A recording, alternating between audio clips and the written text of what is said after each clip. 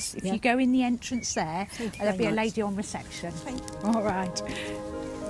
Sorry, I'll come back to place. Okay, you ready?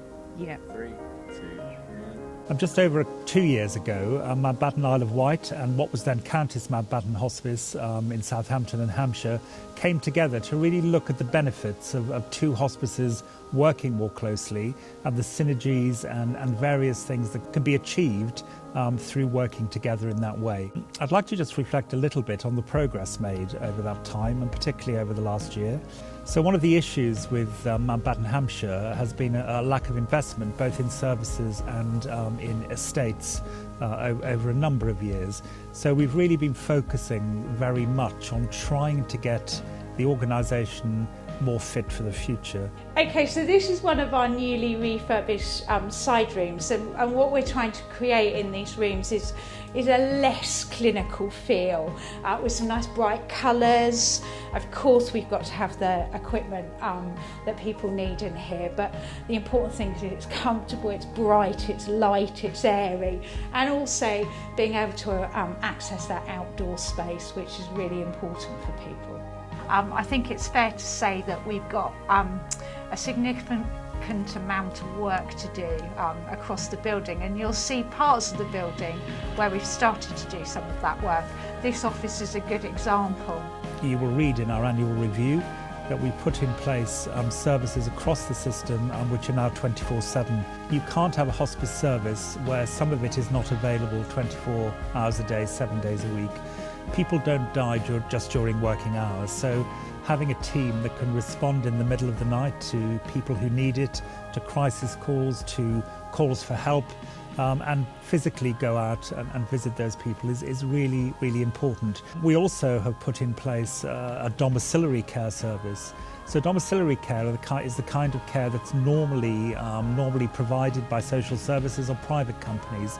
But when people are at the end of life, having a really strong link to a specialist service such as Mountbatten Hampshire is really important. We want to avoid people going into hospital unnecessarily. And once in hospital, it is then very difficult to get back home again. 24/7 services and keeping people at home is really, really critical and really important for the future. And we now have a comprehensive set of services that are addressing those issues right on. Indeed, you will see they are quite hospital-like, and that's very much what we want to try and change and modernise, very much so. You will notice also that financially we've been working with our community to I guess, help our community understand what Mountbatten Hampshire is here for. We are here for everyone in our community, whether it's to allay fears about talking about death, dying and bereavement, whether it's supporting people when they're sick in the last years of their life, or whether it's supporting people who are bereaved and need to talk through the process that they've been through with a loved one who has now died in order that they can move on into the future in a more healthy way. All of those things are really important. So working with our communities in that way, we have unleashed a whole load of more support in terms of fundraising.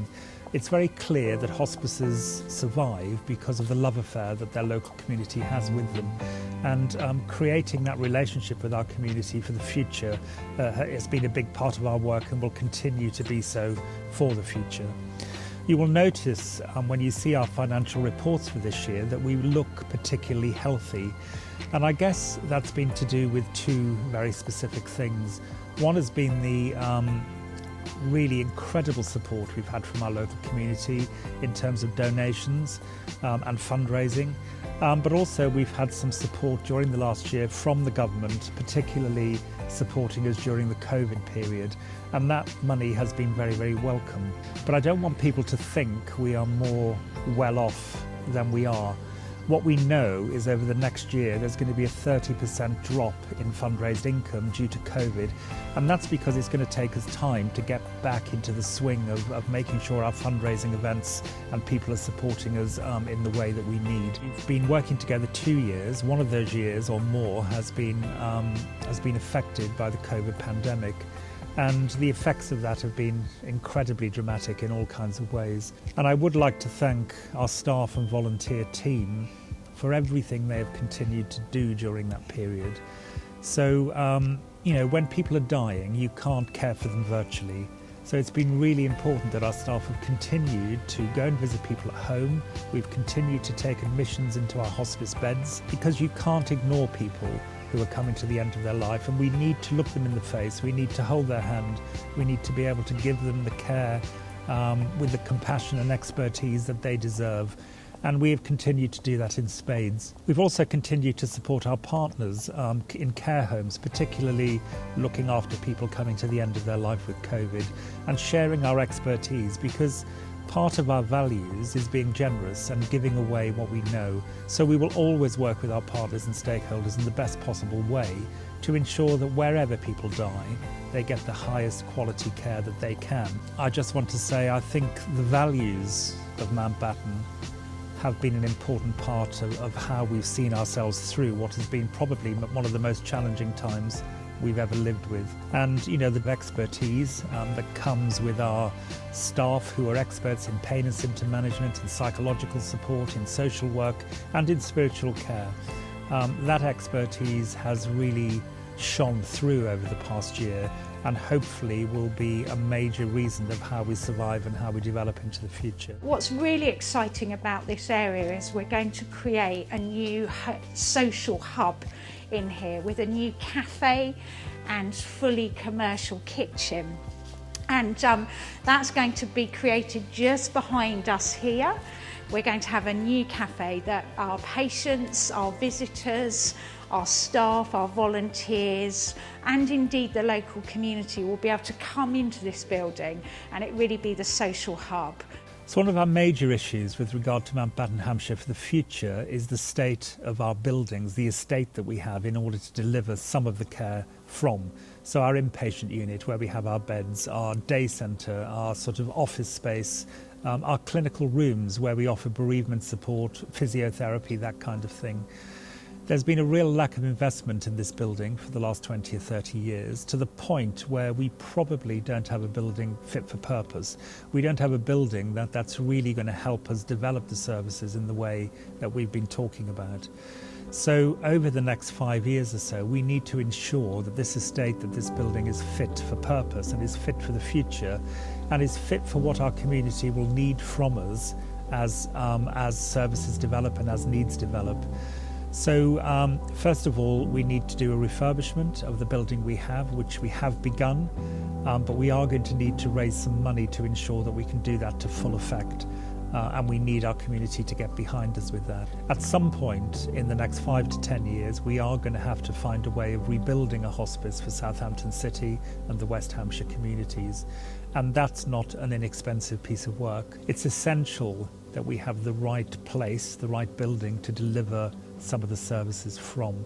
And we will be looking at plans and talking to people around how we do that more in the future. Here used to be part of the old ward, and you can see some of the old kitchen area here that was very 1970s, so to speak. So we're creating this area into an area that both staff, volunteers, visitors and indeed patients, once we've refurbished it, will be able to use. Our aim has always been to never ignore anyone who needs us. There are so many more people out there who could benefit from Mountbatten's care and support. We are here for you, we are here for them, and we want to know that people can get in touch with us at any time to ask for that care and support and ask for the care that they need, and we will respond to that, and we will not ignore who you are, whoever you are, and however you've lived your lives. Mountbatten means to me being part of the family that helps people on their journey. Through our work of maybe trying to reconcile a relationship or trying to help somebody work through an issue that they're dealing with concerning forgiveness, for example, that we can help bring about some wholeness to that situation that indeed will contribute to their own physical condition, or at least ensure that they can die well, being the objective of this organisation, not just here in the hospice but across the community that we serve. Mountbatten means to me a wonderful opportunity to work in such a fantastic place with amazing people, staff, families, and be able to put something back into our local community is great. Mountbatten means to me creating active and engaging communities to be able to give back to the charity they love. What I like about Mountbatten is the team spirit. The dedication I see in each staff is extraordinary.